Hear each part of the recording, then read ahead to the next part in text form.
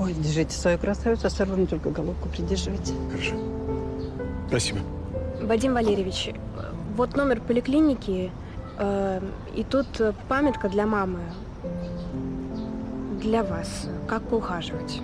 А это документы в ЗАГС. Спасибо. Положите, пожалуйста, в сумку. Конечно. Вы няню нашли? Нет еще. Ну как же, ее сегодня нужно купать. Ничего, я справлюсь. До свидания. До свидания.